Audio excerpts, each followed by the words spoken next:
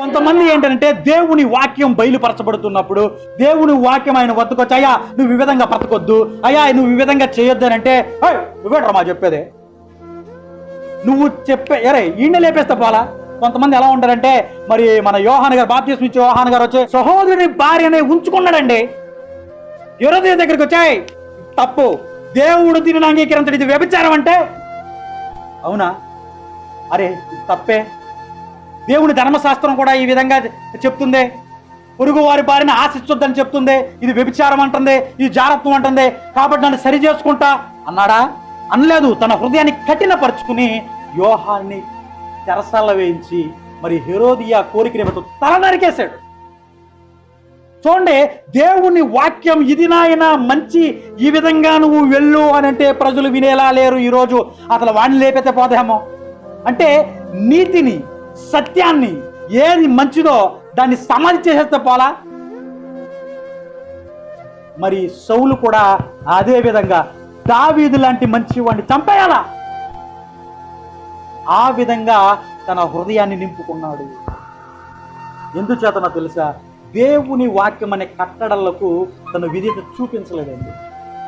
దేవుని వాక్యానికి విధేయత చూపించకపోతే చూడండి, దురాత్మ ఒకటి తనకు పట్టింది, దాన్ని బట్టి దేవుని రాజ్యాన్ని కట్టాల్సిన ఆయన పడగొట్టారు.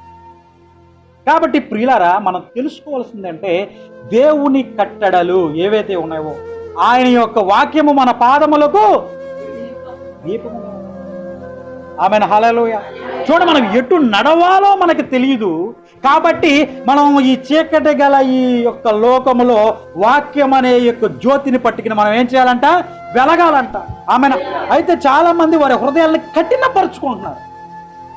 దేవుని వాక్యం చెప్తున్నప్పుడు, సేవకులు వాక్యం చెప్తున్నప్పుడు, ఇది నా గురించి ఇలా మాట్లాడుతున్నారు, లేకపోతే నన్ను సపరేట్గా నా గురించి నన్ను టార్గెట్ చేసి మాట్లాడుతున్నాడు అని అనడం చాలా దారుణం అండి, చాలా ఎక్కువైపోయింది. మరి దేవుని వాక్యం ఉన్నది ఉన్నట్టే చెప్తున్నాం కదా, లేనిదేమని చెప్తున్నాం ఎవరి మీద అనేసి.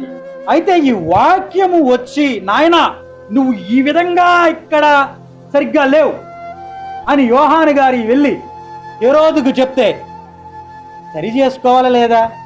చంపేస్తాడు. ఇక్కడేమో గాయపరుస్తూ ఉంటారు. చాలా చోట్ల ఇదే పరిస్థితి. నా గురించి చెప్పాడు కఠినత్వం. మన గురించి చెప్తున్నప్పుడు అది ఏం చేయాలంటే అక్కడ గడ్డ కట్టుకోకూడదు కొవ్వులాగా, అది ప్రతి ఏరియాలోకి వెళ్ళాలా, మనల్ని మనం సరి చేసుకోవాలా, అప్పుడు ఆ మనిషి బ్రతుకుతాడనమాట. ఆమెను హల్లెలూయా. ఆయన వాక్యము ద్వారా మనం బ్రతుకుతాం. ఎవడు నా మాట గైకొనడో వాడు మరణాన్ని చూడండి. ఆమెను హల్లెలూయా. ఆయన వాక్యం అనే మాట విన్న వాడికి మరణం లేదు. అన్న మరణం ఇది కాదు, అసలైన మరణం.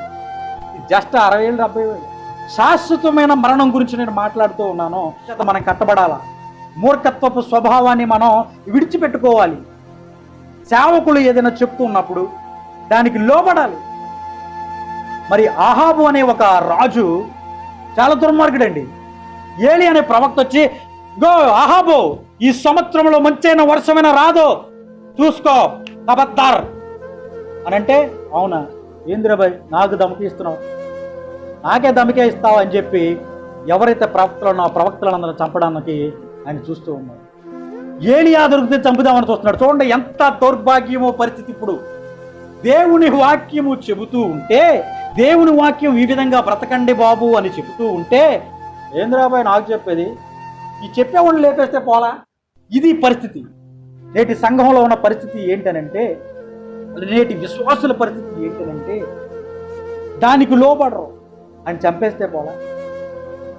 తెలిసిన యెరోబాము అనే రాజు కూడా ఉంటాడు. ఆయన వద్ద కూడా దేవుని వాక్యం వస్తుంది.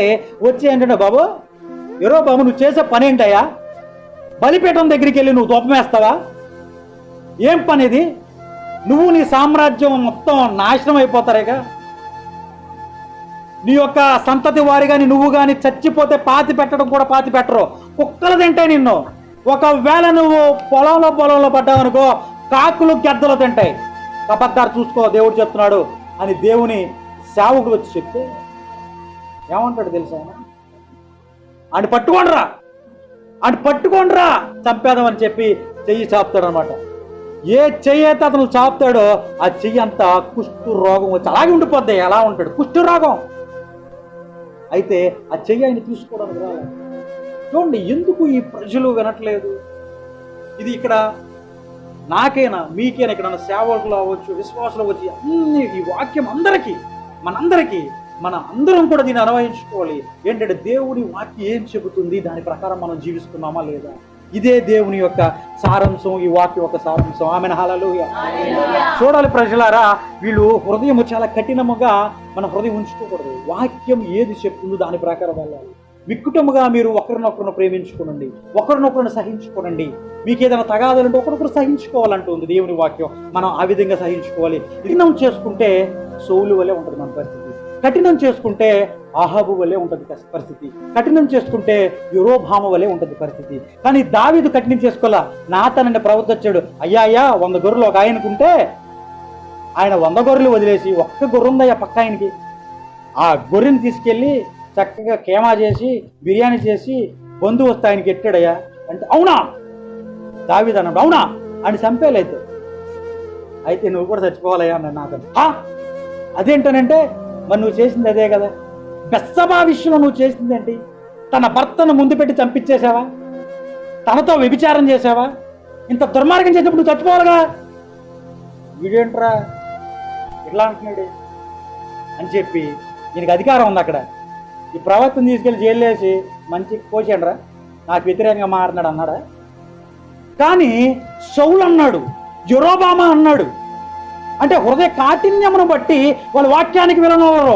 వాక్యం ఈ విధంగా బ్రతకండి బాబు అని అంటే వినకుండా సేవకులను తిడతారు, సేవకులను కొడతారు. అందుకే యేసు ప్రభు గారు అన్నాడు, ఏమన్నాడో తెలుసా? ఇదిగోండి ప్రవక్తలు చక్రయ్యని చంపుతాకి వచ్చారు మీరు, నన్ను చంపడానికి వచ్చారు మీరు, ఇర్మియాని చంపడానికి వెళ్ళారు మీరు, ఏలియాని చంపడానికి వెళ్ళారు మీరు, యెషయాని చంపడానికి వెళ్ళారు మీరు, యెజ్జియాని చంపడానికి వెళ్ళారు మీరు. ఎందుకు అని అంటే నచ్చట్లా, మంచి మాట్లాడుతుంటే నచ్చట్లా.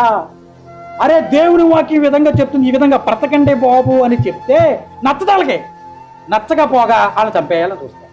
కానీ దావీదు దేవుని హృదయానుసరుడు. ఎందుకేడు తెలుసా? ఓరి బాబు, నువ్వు చేసిన పాపం ఎలాంటిదిరా బాబు, నువ్వు చచ్చిపోవాలి, నువ్వు చేసిన దుర్మార్గం అంటే నాతను నన్ను క్షమించయ్యా, నేను చేసిన తప్పే, నా గురించి దేవునికి అడుగుతావయ్యా, నేను పాపం చేశానయ్యా అని పశ్చాత్తాపడుతున్నాడు. ఆమెన్ హల్లెలూయా, హల్లెలూయా. చూడండి, హృదయం ఇక్కడ కొవ్వెక్కి కొట్టుకుంది యెరోబాముకే. కాకపోతే శావుకును చంపాలనుకున్నాడు, చెయ్యి ఏమో కుష్ఠ రోగంతో అయిపోయింది. ఆహాబు ఏలియాను చంపాలనుకున్నాడు, ఆడు చచ్చిపోయాడు.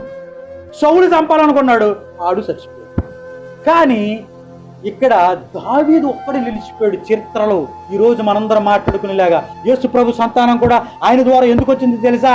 తను సరిచేసుకోవాలనుకుంటున్నాడు. తను చేసిన ఆ పాపం, తనకు కొవ్వెక్కి చేసిన ఆ పాపం, ఆ కొవ్వుని ఇప్పుడు కరిగించుకోవాలని చూస్తున్నాడు. తన నిజమైన పశ్చాత్తాపంలోకి వచ్చాడు. ఆయన క్షమించమని అడిగాడు, దానికి కొన్ని ఇబ్బందులు పడ్డాడు. అయినా సరే దేవుని విడిచిపెట్ల. దేవుడు తర్వాత తనకు క్షమించాడు.